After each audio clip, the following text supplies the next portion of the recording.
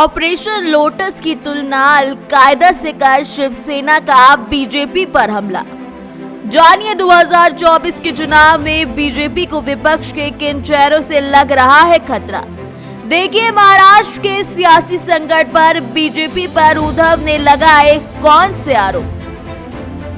देश के कई राज्यों में चल रहे राजनीतिक घटनाक्रमों में इन दिनों बीजेपी पर विपक्ष की कई पार्टियां हमलावर हैं। उनका आरोप है कि बीजेपी लोकतंत्र का गला घोटकर चुनी हुई सरकारों को गिराने की कोशिश कर रही है।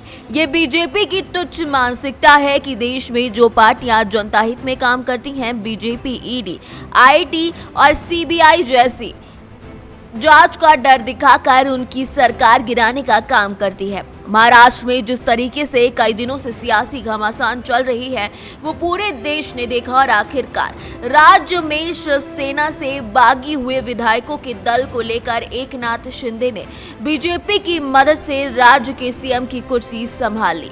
ऐसे में एकनाथ शिंदे से नाराज हुए पूर्व सीएम उद्धव ठाकरे ने उन पर कई बड़े आरोप लगाते हुए बीजेपी को भी अपने निशाने पर लिया और पार्टी से हुए बागी विधायकों को विश्वासघाती बताया।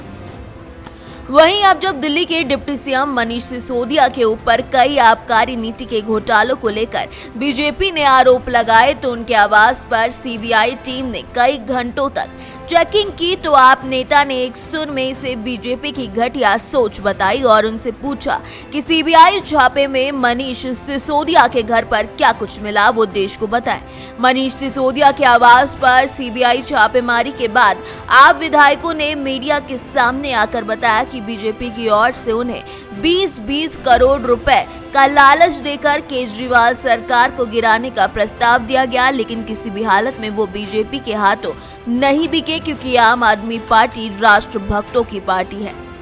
आम आदमी पार्टी के बाद अब शिवसेना ने अपने मुखपात्र सामना के जरिए बीजेपी की कड़ी आलोचना की है। शिवसेना ने ऑपरेशन लोटस की तुलना आतंकवादी संगठन अलकायदा से की है, साथ ही बीजेपी को आतंकवाद से जोड़ा है।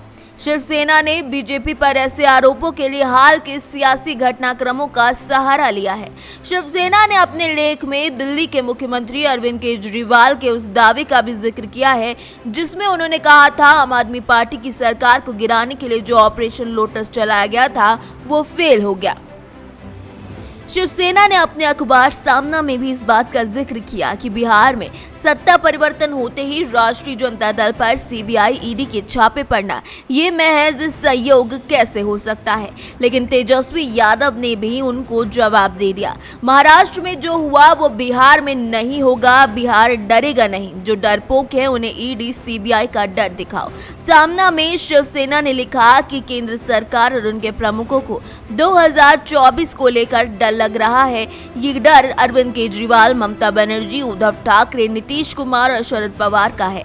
बीजेपी के इन प्रमुखों को अपने साए से डर लगता है, इसीलिए नितिन गडकरी और शिवराज सिंह चौहान के पीछे भी ये लोग पड़ गए हैं। इतना बड़ा बहुमत होने के बावजूद इन लोगों को डर क्यों लगता है? इसका एक ही उत्तर है, उनका बहुमत पवित्र नहीं है, वो चुराया हुआ है।